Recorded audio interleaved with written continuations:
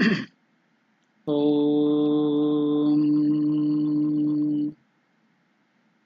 स्थापकाय च धर्मस्य सर्वधर्मस्वरूपिणे अवतारवरिष्ठाय रामकृष्णाय ते नमः. Namaskar to all of you. Welcome to the study of Vivekachudamani, the Crest-Jewel of Discrimination, written by the great Bhagavan Shankaracharya.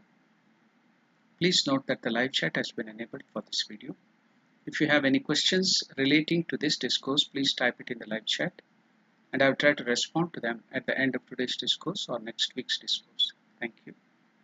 Now we shall first chant the 11th verse. There will be some explanation left. After that we will go to the 12th verse of the Vivekachudamani. We are starting with the 11th verse. Now I am going to chant the 11th verse. Chittasya shuddhaye karma natu vastu upalabdhaye vastu siddhir vicharena na kinchit karma koti bihi. Now I'll break it into smaller pieces. You can also chant it after me. Chittasya shuddhaye, Chittasya shuddhaye, karma natu vastu upalabdhaye, vastu siddhir vicharena,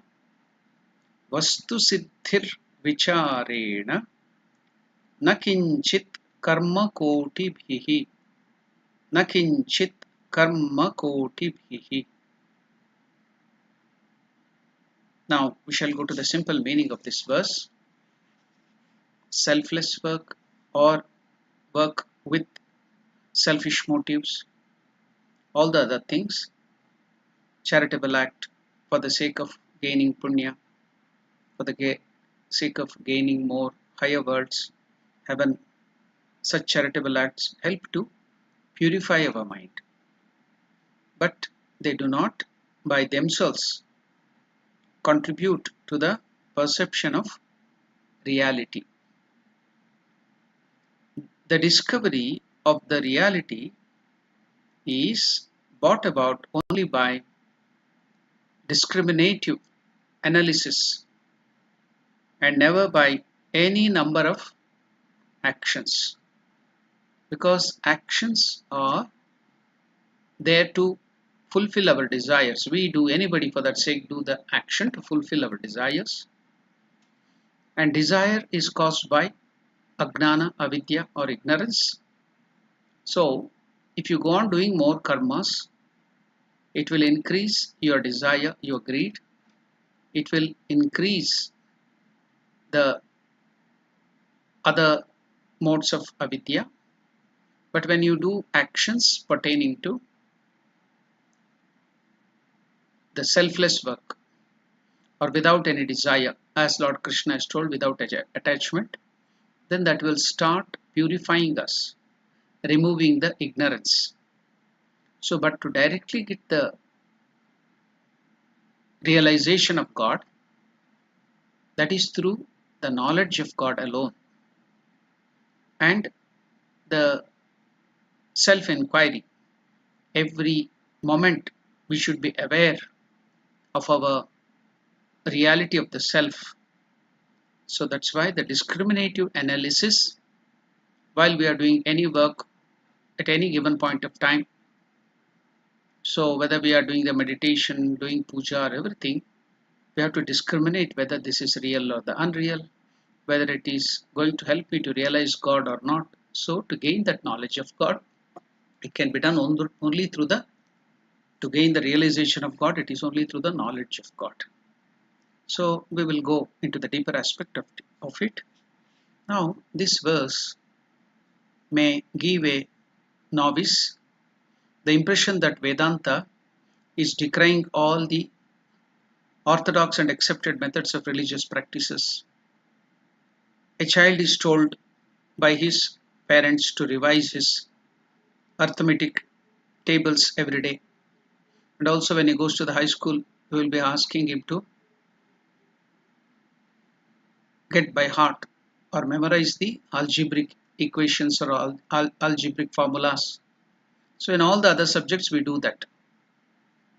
So now the obedient child soon gets into the habit of starting his day with the reading of the tables, multiplication tables, and also the formulas. But if the child continues his habit as a dull and unintelligent routine, even in the postgraduate classes, it is but natural for his professor to laugh at his conditioning. So that conditioning, to remove that conditioning here, Shankaracharya is telling that you have to get into that knowledge mode or gain the knowledge of God, and that is you should always make the self-enquiry with the discriminative analysis. Similarly, in the hall of Vedanta, the seeker is laughed at because of the time-worn techniques of self-development to which he has become habituated or conditioned. He cannot give up rituals. He mechanically does it. So here, that drudgery or the mechanical way of doing with monotony is to be given up, and every action, every moment, we should be aware of who we are. Then do all the work, whatever you want. With that awareness or the discriminative analysis, then there is no harm. It will not create more avidya. It will liberate you. It will make your mind more purer and purer, and then lead to realization, God realization or Brahma Gnana. So that is what it is intended. It is not to decry or criticize any method. It's a step-by-step process. It is just like when you are supposed to do your post-doctorate, you have to get it only after doing the doctorate.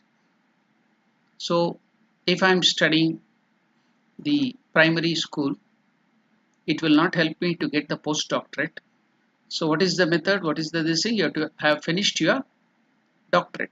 But for you to get to the doctorate, you have to finish your, perform your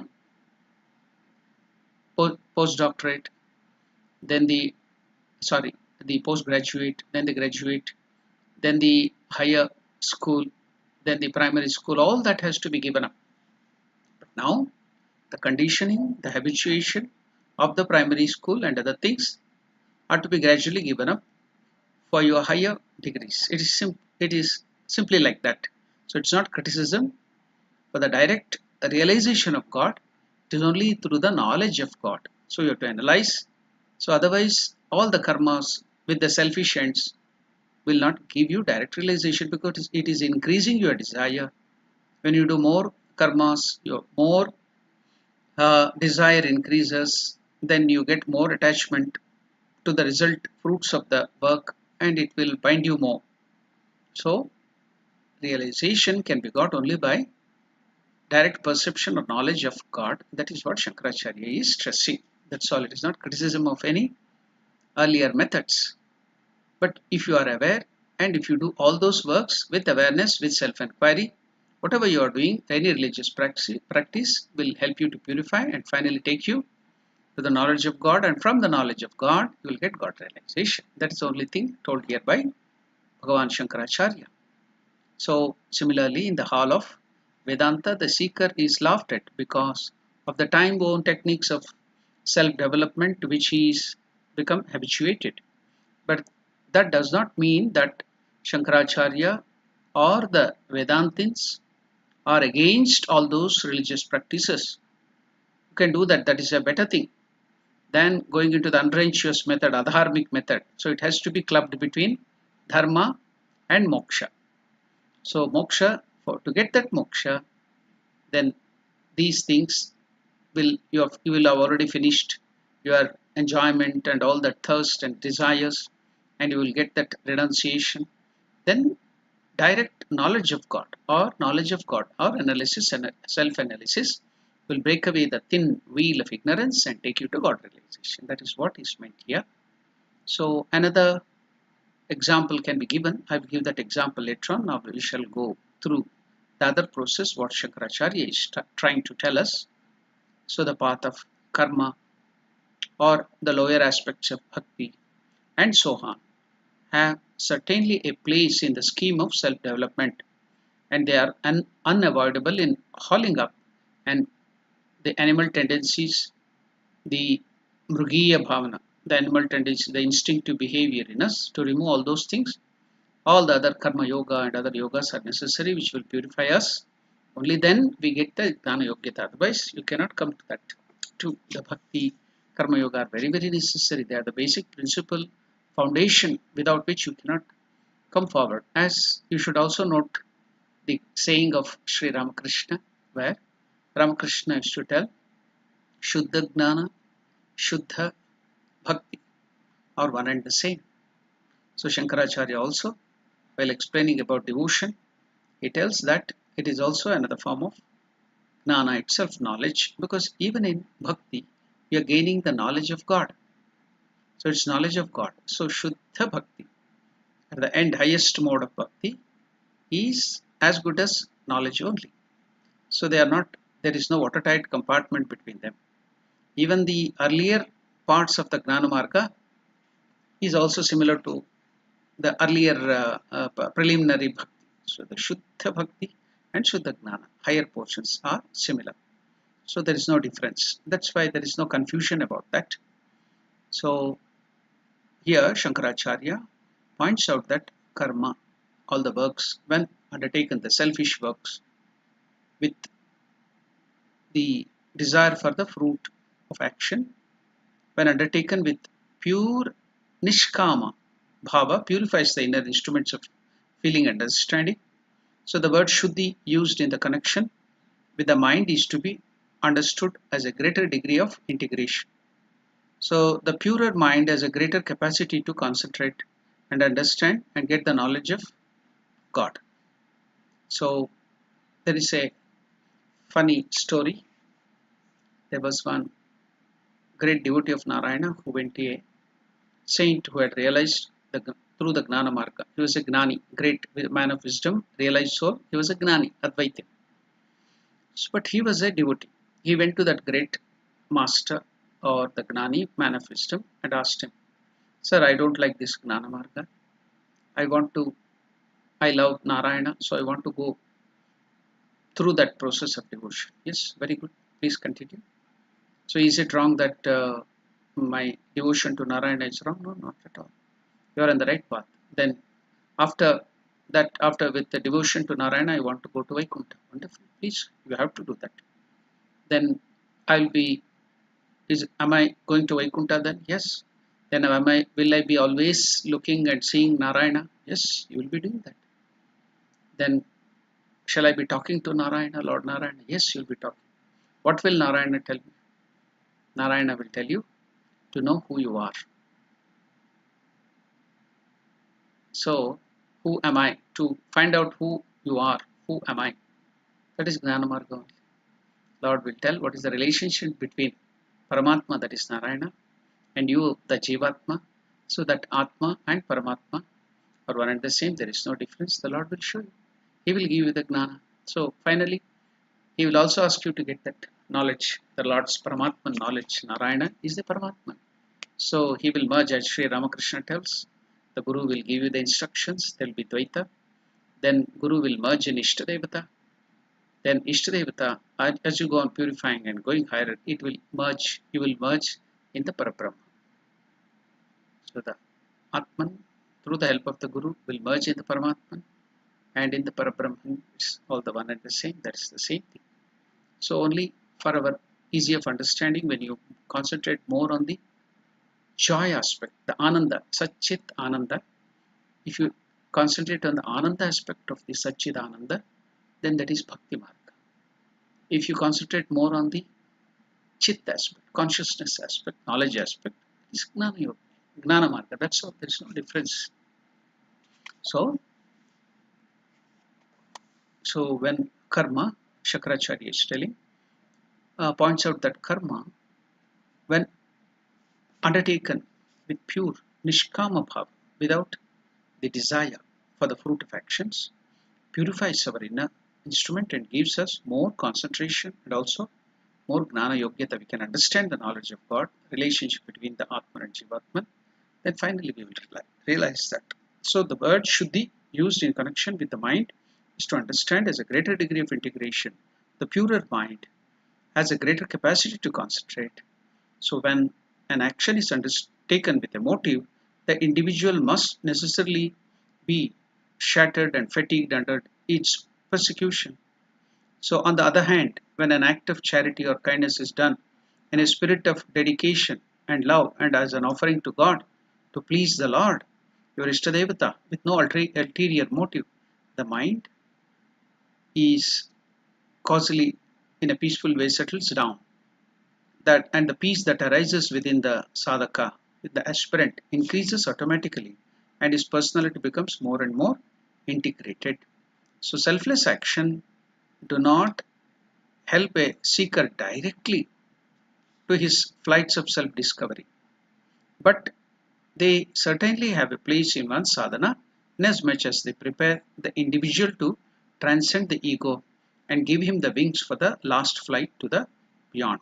So Shankaracharya is uncompromisingly severe when he declares in his irrevocable statement that the self is neither produce nor knowledge. So created as a result of the finite actions or selfish actions, however noble, divine and great they may be, so that cannot give you direct knowledge. So the highest devotion, highest gnana, they can only lead you to the nishkama bhava. So that can only lead you to knowledge of God or realization of God. That is what Shankaracharya is meaning by this verse. So we shall learn from the modern day aspect, from the modern we shall study the same verse. How can we apply to the present day? So we'll take the help of one of the great saints, that is Swami Ranganathananda Ji Maharaj. He tells, Chittasya Shuddhaye karma natu vastupalabdaye vastu siddhir vicharena na kinchit karma kotibhi. So work leads to purification of the mind and not to perception of the reality. The realization of truth is brought about by discrimination and not in the least by 10 millions of acts. So the realization of truth is brought about by discrimination. Vastu siddhir vicharena. Sri Ramakrishna used to stress again and again, discrimination, discrimination. And not in the least by 10 millions of acts. Nakinchit karma koti bihi. We may do millions of acts blindly, mechanically. It would not give us anything spiritual unless the mind is handled consciously. Mere actions turns out to be mechanical. A machine does more work than any human being. A computer can perform more actions. It does not become wiser thereby. It doesn't get any knowledge. Man also usually works like a machine. As said earlier, we have to learn the technique of squeezing out knowledge from our every action. As long as our action emerges from our psychosensory impulses, we are not different from animals because it is based on instinct for the desire to enjoy these sensual enjoyments. So we are not different from animals. But with a touch of conscious awareness, our actions begin to bring about a transformation within us. This is something wonderful. It makes us purer. This is what Shankaracharya says here. Such work leads to purification of the mind. Chittasya shuddhaye karma. It is for the purity of the mind that work is prescribed. It does not lead to the perception of the reality. Natu vastu palaptaye. It doesn't give us directly the spiritual realization. Work is a physical and mental act. But the important point is that the attitude of the mind behind the work must be pure and selfless. Then only it gradually leads us to the door of spiritual realization. Therefore, it is to purify the mind that works are prescribed. Mechanical, impulsive actions have no value at all as far as spiritual realization is concerned. There should be that magic touch of discrimination, self-inquiry in every act we do. This makes us gradually gain higher levels of conviction about ourselves. So now I just told you that I will be giving another example by which we can understand this verse a little in a better way. What is that example? The example is, I have started giving that example in the last class also. Now, our ego or avidya is like a very thick wheel, a thick wheel. With a micro knife or a micro scissor, you can't cut it. If you try to cut it with a very subtle or micro knife, the knife may be broken. So you need a very thick scissor or a very thick sword to cut it, very big one. So as you go on decreasing, cutting this thick wheel, so the very hard knife can be used instead of cutting the ego, the thick wheel of ignorance. Our delicate blade may break. Therefore, religious practices, all the karmas, the havan, the rituals which we do, goes on decreasing, purifying our mind and reducing this thickness of the wheel, and only the last vestige of ego or avidya, ajnana, will be there. Now, we know that all the problem, all the dukkha is because of ajnana. What is ajnana? Avidya. I told you there is a saying of Shankaracharya always, that is avidya, kama, karma.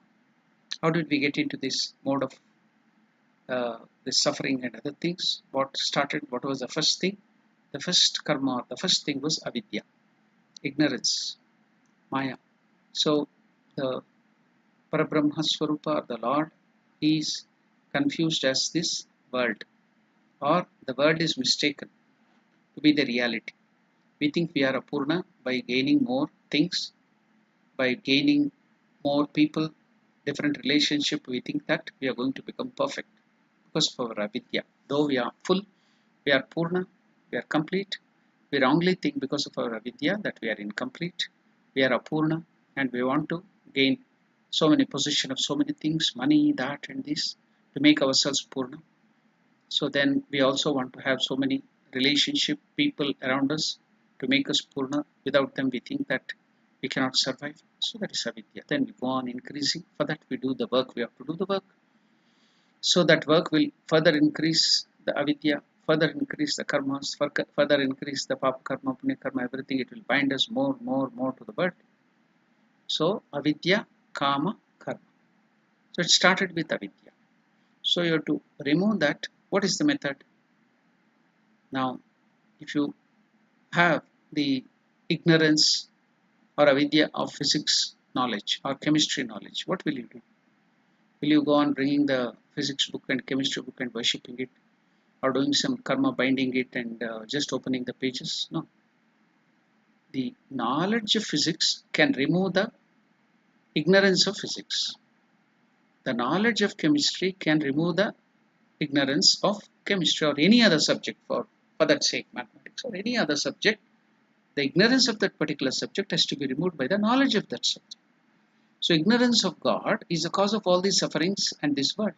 So to get the God realization, what is the remedy? There is only one. There cannot be many. So to remove the darkness, you have to bring in the light. So to remove the ignorance, you have to bring in the knowledge. Knowledge of God. What knowledge? Knowledge of God. That's all it said. That's what Shankaracharya is telling. It's as simple as that. So going into the further details, then as I told you, the ignorance become very thin. And finally, there is that last vestige of ignorance. So how can you remove that? So that ego will continue. If it has to go, we require that micro knife called the knowledge, self-knowledge, knowledge of the God, which can cut it or break it. Therefore, Shankaracharya says all these karma and other things are only to, like the strong sword or something, to remove the bigger scissor or something, to remove the thick veil of ignorance. So the final vestige of ignorance or ego can be removed only by the micro knife. I have heard from the neurosurgeons. Neurosurgery, the brain surgery is very subtle.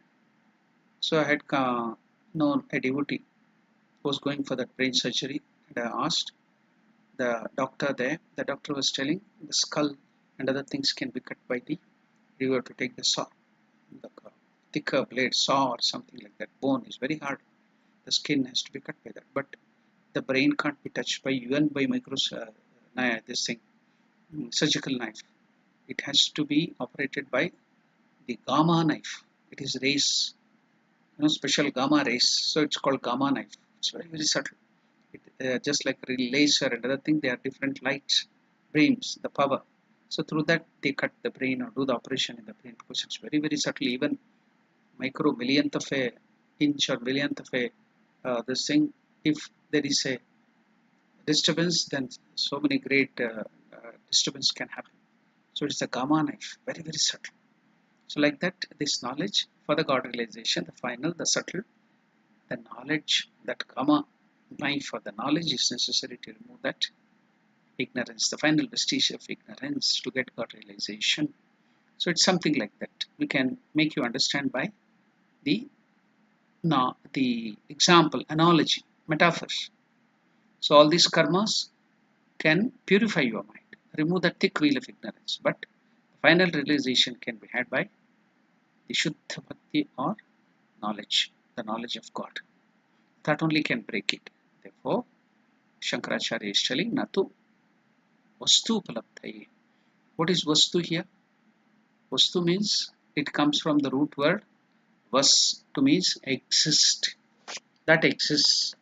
So Vasati Asti Sarvada Asti iti Vastu, which will be existing all the time in all the three states. Whatever state it may be, it is existing. That is called Vastu. Sarvada Vasati Athava Sarvata Asti iti Vastu.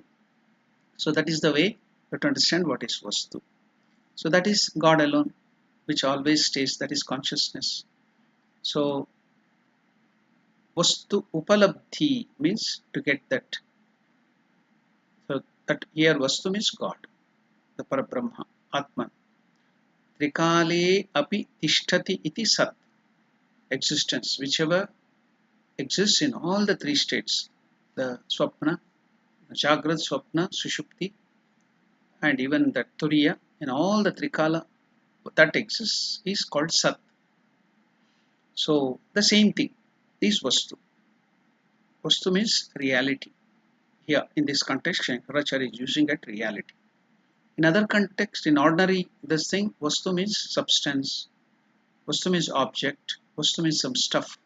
Entity any entity can be called as Vastu. But in Vedanta, here Shankaracharya is using Vastu as reality or God or Parabrahma or Atman.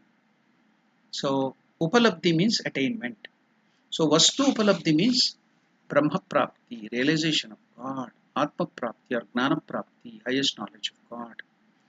Natu means it's never possible by karma, the work of selfish ends, to gain the merits or to gain the fruits of action. So such selfish action will not directly give you God realization. It can only purify your mind. It can give you the lower knowledge, but the highest God knowledge or Parabrahma has to be got only by the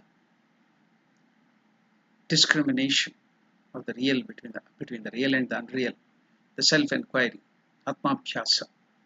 So that is Vastu Siddhi Vicharena Brahma Praptihi or Gnana Praptihi. That is what Shankaracharya is telling. So this subtle way we can understand this.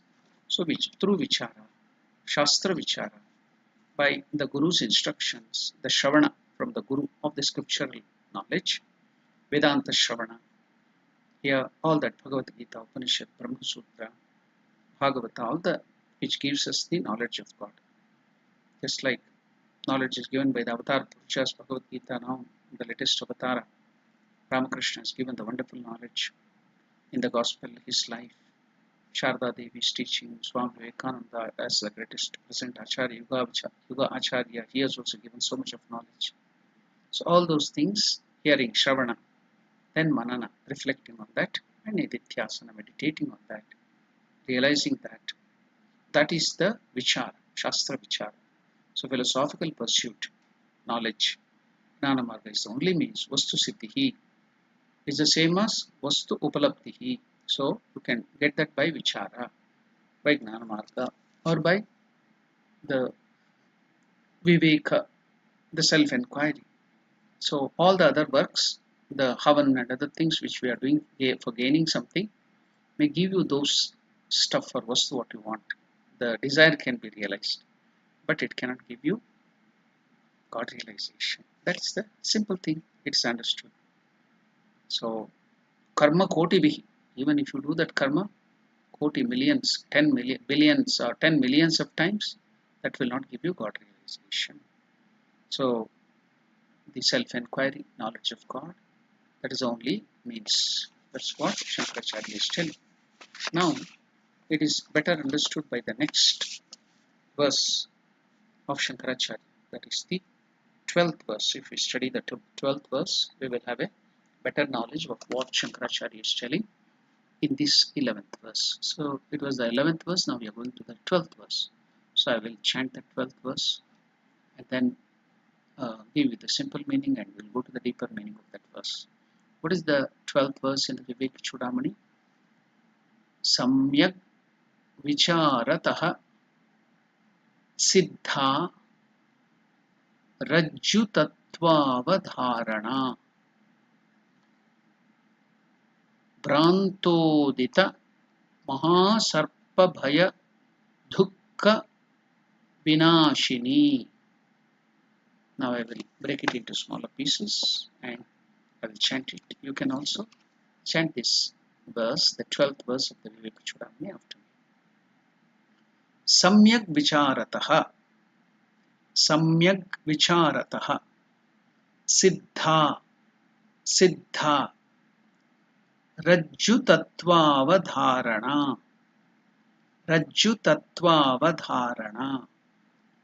brantodita mahasarpabhaya dukkha brantodita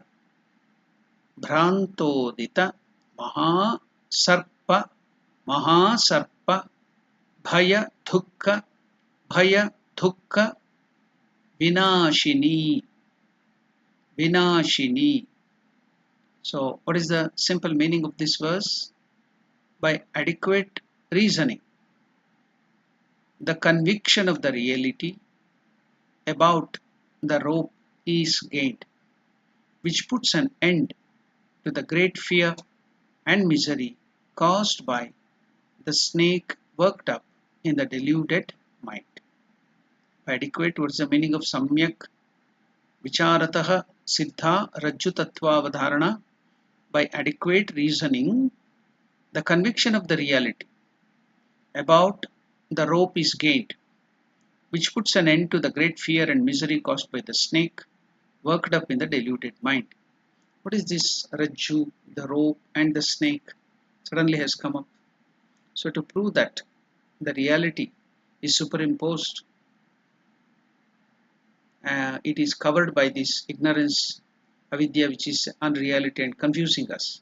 So the example of the reality, that's the rope, upon which the snake is superimposed, the example is given and it is tried to be proved. So that is this verse. Through this, Shankaracharya is going to prove and give us the intellectual understanding of what Shankaracharya is telling us, that you can gain the God realization or perfect liberation only through the knowledge. So about that he is going to prove with this example. That's why this shloka is explaining that particular special example of the rope and the snake. So we shall look into that, go into the details of that verse.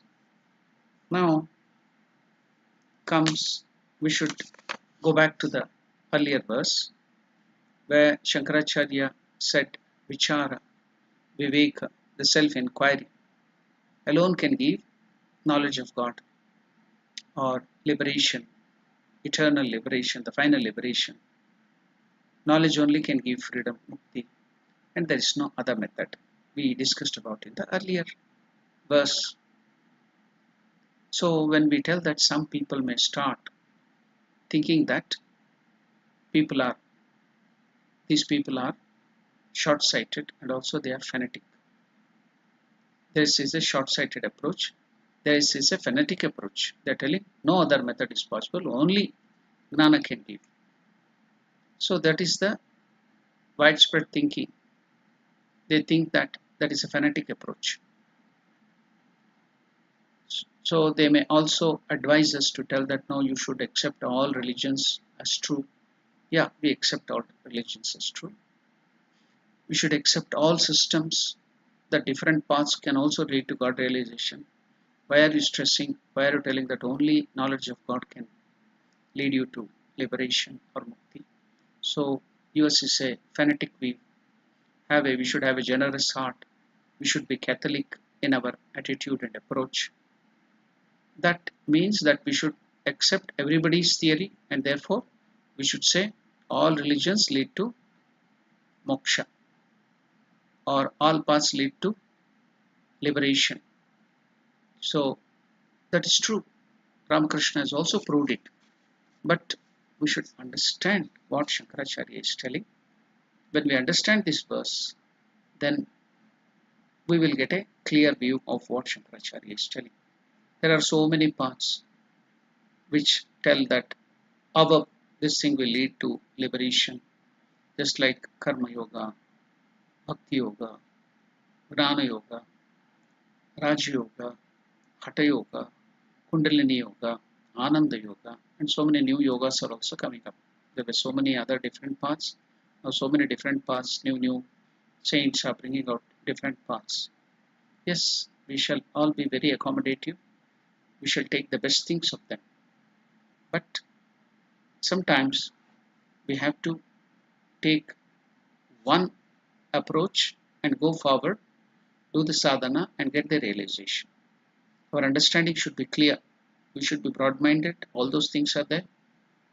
Though some people may tell that your approach is fanatical. Yes, it is better to be a fanatic than a lunatic. So we will have our view. What is the right and logical view? See, this is a logical view. You can't become emotional, telling that yes, we will take up all the paths and we'll try everything and then go on, getting confused, and you may be put into the lunatic asylum. So it is better to be a little fanatic than be a lunatic. Go to the lunatic asylum.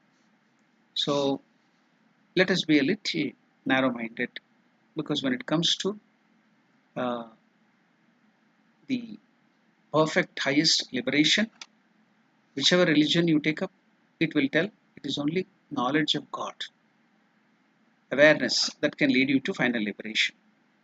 That is the logical end, that is the rational view. See, just by doing some rituals, doing some havan and other things, can't give you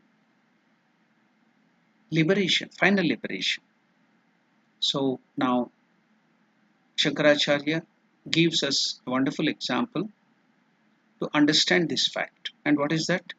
It is not fanaticism. It is rationality. It is logic. So we should be logical. We should be scientific. So how does Shankaracharya give a scientific example, a rational example, by which he will make us understand the knowledge of God alone, whichever path it may be. You may be accommodative. You may be very broad-minded, Catholic in your view.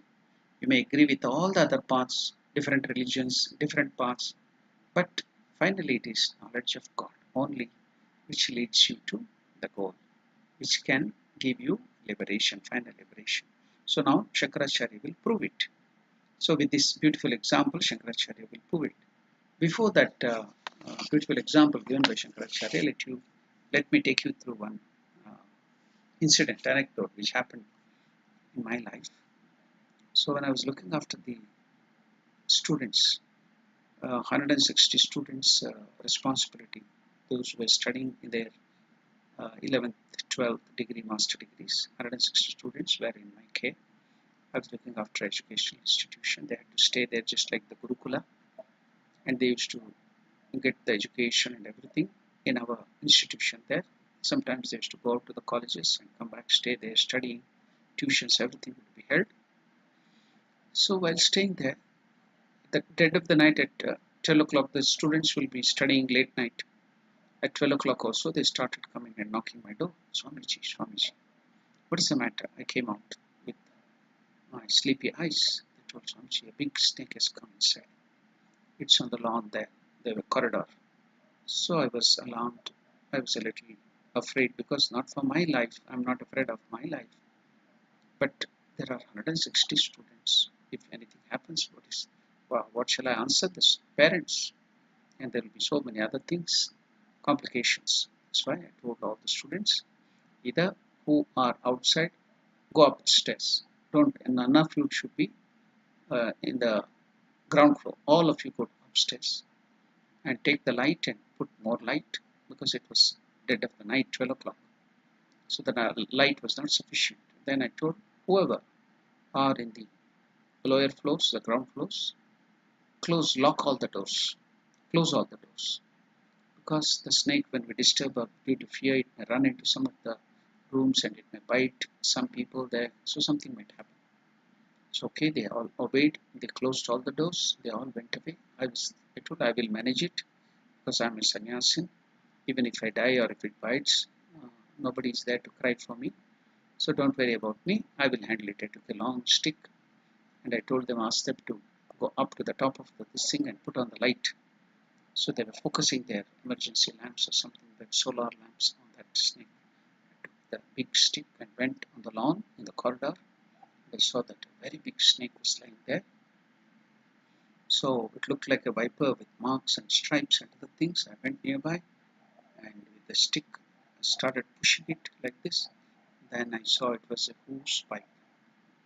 The pipe, water pipe, the cut pipe, big long pipe. It was lying like this, and the stripes on that, it looked in the semi-darkness, because it was dead of the night, it is semi-darkness, it looked like a very big snake lying there. So all the children also got afraid and they ran away and they came to me. And I too saw the snake in that, because in the semi-darkness it was looking like that. Then when I asked them to focus the light and went nearby and pushed it with the stick, oh, we were so afraid, and that was such a scene created there. Then when I went nearby, it was just a pipe.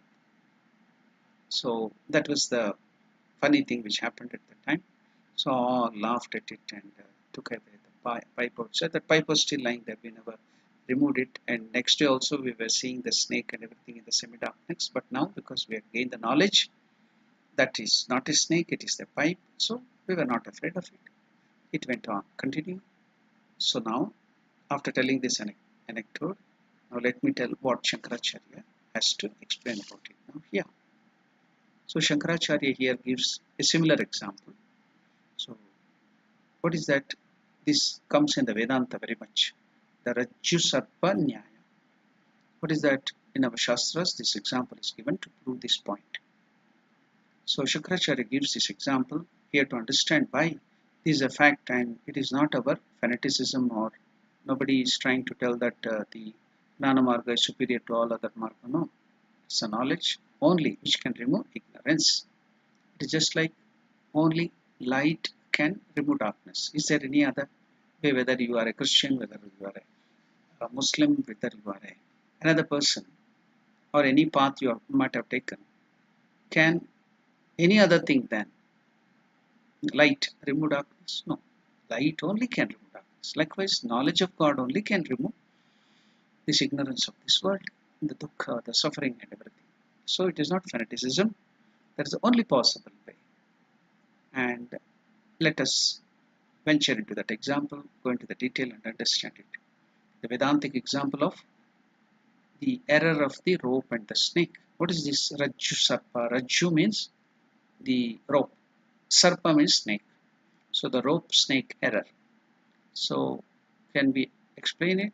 In the semi-darkness, so a farmer was coming back from his work, from his field to his house.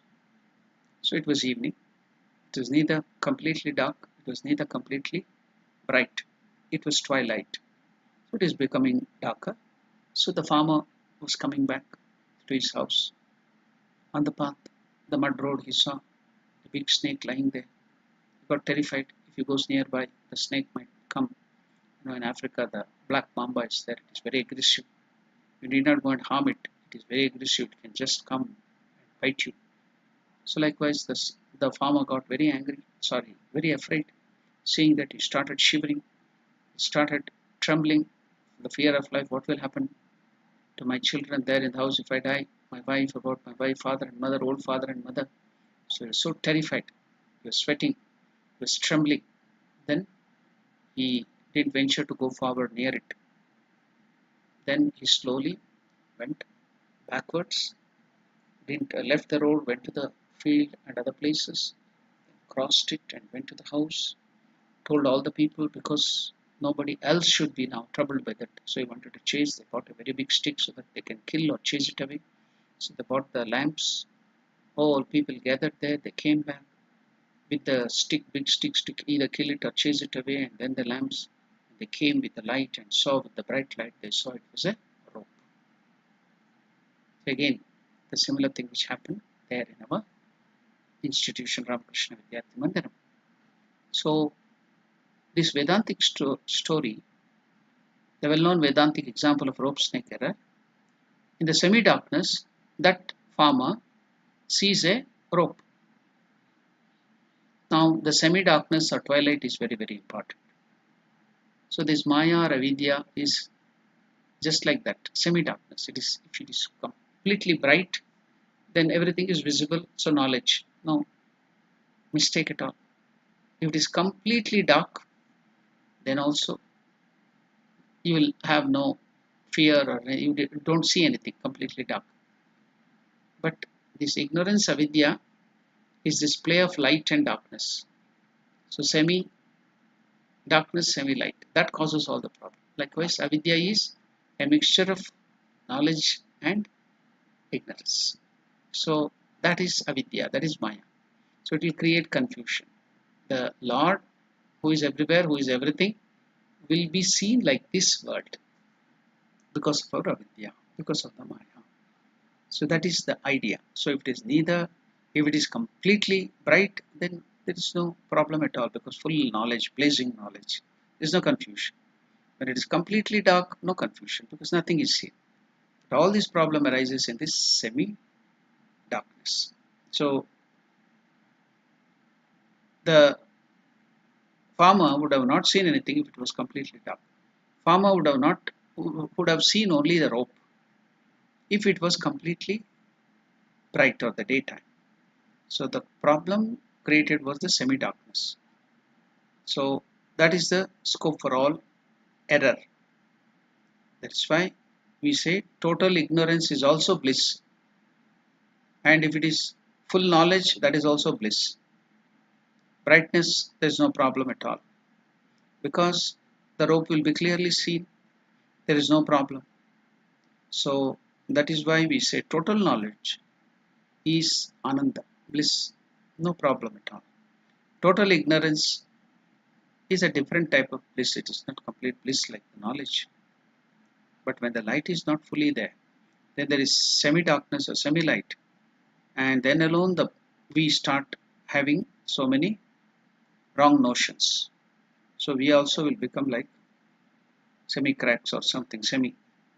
What is that? He sees something and he also assumes something, wrong notions. So the reading about the snake, the seeing of the snake is because of this confusion, imagination, wild imagination. So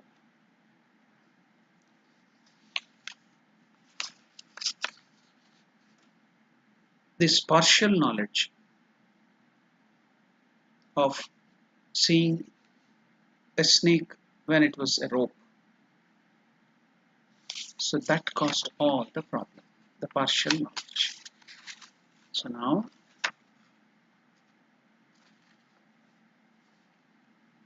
the rope was curled up, it was looking like a snake, length was also very similar, maybe 5 feet or 6 feet. So our mind is also soaked in that sarpa, bhaya of the sarpa, or the fear of the snake. Therefore, that error started coming up in our mind, wrongly assuming that there is a snake because the internal fear is there already. So that rope ignorance is born in the ignorance of the serp or snake ignorance is born in our mind.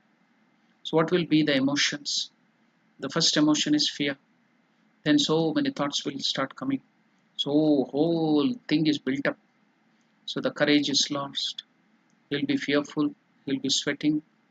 So Shankaracharya also tells that bhayam, due to bhayam, there will be that shaking of the legs also. Just like Arjuna, you could see on the battlefield, he was such a great warrior. He was shivering. He fell down. He threw his bows and arrows. He was in despondency. Such a great warrior. It is just like that because of the wrong notion. So that is the situation. Now Shankaracharya tells us now how many methods are there to remove this present problem. Are there many methods? So to remove that bhaya, to remove that fear of snake, it's not a comfortable emotion. If the bhaya or the fear has to go, what are we to do? What is the solution? We should be problem specific. We have to give the solution now. There is only one solution. Can there be many solutions? We can see when in the meeting and other places, many people will be there. They will go on beating around the bush. If we tell some problem, they will create so many new problems. They will never come to the problem at all. So here Shankaracharya is very specific. He told, yes, what is the, we want solution, that's all. We have to remove the fear of that snake. What should we do? There is only one method. What is that? You have to bring the light. So instead of that, you go and call a snake charmer. So then you chant the Garuda mantra. Garuda is opposite of that snake, Vairi, enemy of the snake. So you chant the Garuda mantra. So you go and bring the snake charmer. So the exorcist can be brought to remove, chase away. So many methods are there. So will that fear go away or the snake go away? Because there is no snake at all. It's only the wrong notion. Suppose you call the snake charmer. He comes and plays that pungi or that special lute to chase that, control that snake. Will it work out? Or you chant the Garuda mantra, will the snake go away? So if the ignorance of the snake has to go, what is the only solution? Because the fear is in your head. If you shave your head or remove your head, will it go away? Is that the solution? No. Because ignorance is in our mind. The fear in the form of ignorance is there in our head or mind. Gnana eva agnana nashanaha. Only by gnana, only by bringing in light, you can remove the fear of that snake. The moment you bring the light, then in that bright light you can see the rope and the fear of snake goes away. Likewise, that agnana, the ignorance, avidya, can be removed only by one method, that is bringing in knowledge. So now you could understand what Shankaracharya is trying to tell us. So it is not fanaticism. Shankaracharya is telling that there is only one method to remove that fear. Whatever you do, other karmas, bringing the snake charmer, chanting the Garuda mantra, doing any havan, shaving your head or anything, because the fear is in the head, nothing will solve the problem. So only one remedy is you should bring the light. So to remove the ignorance in our mind, the only solution is to bring knowledge. To have knowledge of God is the only solution. That's what Shankaracharya is telling here. So this world is looking like this world of enjoyment and sense objects only because of our ignorance. So it is the Lord. We are also of the nature of the Lord. Our true nature is Parabrahma Swarupa, Atma Swarupa.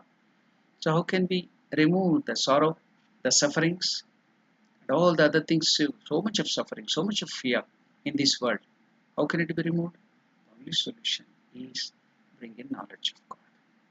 When you get the knowledge through the self-inquiry, what is between the reality and the unreality? When you come to know what is the reality, when the snake goes away and you see only the rope, then the next day also you come there, you see the snake, but already you have got the knowledge yesterday, so you will not have fear.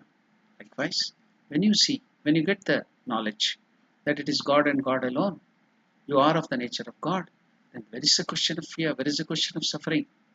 Where is the question of anything? So that everything will vanish. So that's what here in the thing here Shankaracharya is telling. The word Vinashini.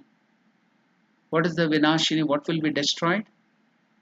The Maha, the great Sarpa, snake, Bhaya, fear, Dukkha, the sorrow of this world. Everything will be destroyed. When? When light of knowledge is brought in. That's so clear. That is so fine. So we will study the same verse through different perspective in the next class. Today, because we have already completed our time, we will stop our discussion. We will take up the same discussion in the next class. If you have any questions on this today's discussion, we will try to answer that question.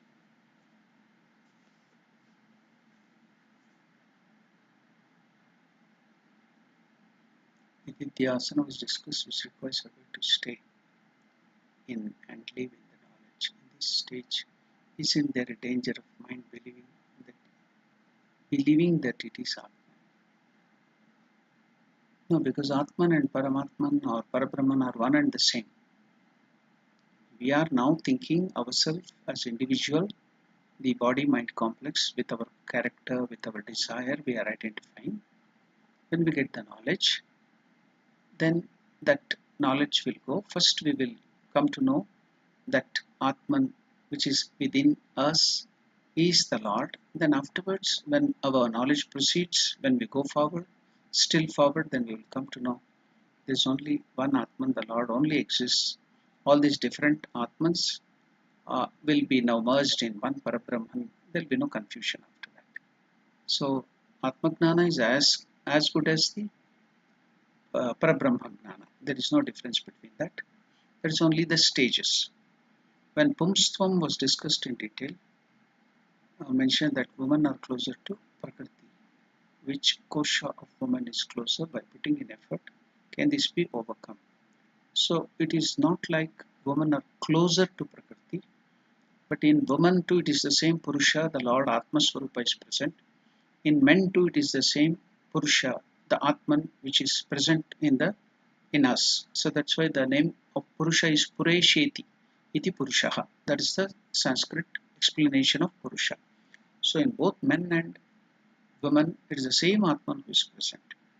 So we are all Prakriti. Every one of us, even men, are also Prakriti only. That's why I had given the example that when Mirabai went to Vrindavan, when she wanted to see one of the greatest saints, the disciple of Chaitanya Mahaprabhu, so she asked, I want to meet. Then they told he was observing the Brahmacharya Vrata, so he can't see any women. He's a Purusha, so he can't see any women. Then Mirabai loudly told, oh, if there is any other person in Vrindavan other than Krishna, a Purusha, I definitely want to see him. Then only that great saint came to know Krishna is the only Purusha, or the Atman, Paramatman, or God is the only Purusha, who is in all of us are Prakriti. So, but when our tendencies are more leaning towards Prakriti, we get that body, different bodies. But even in women, it is the same Atman who is present. So if in the men also, it's the same Atman which is present. So it is only our identification with the body, because Sharda Devi and many other great saints were all women only. So many great saints were there, women saints. So there is no discrimination like that, but it is to know that we should not have identification with this body or the ego and other things. We have to lessen it gradually and go to the realization. That's all. So there is not much difference between that. Is the amount of samana, which is responsible for expansion of consciousness, the same in men and women? Yes, it is the same. It will be the same. There is no much difference. The only thing, in both men, the Maya will be disturbing them as women. In women, the Maya will be disturbing them as men. So it is the inner Maya which is, or the avidya, the identification which causes the external attraction.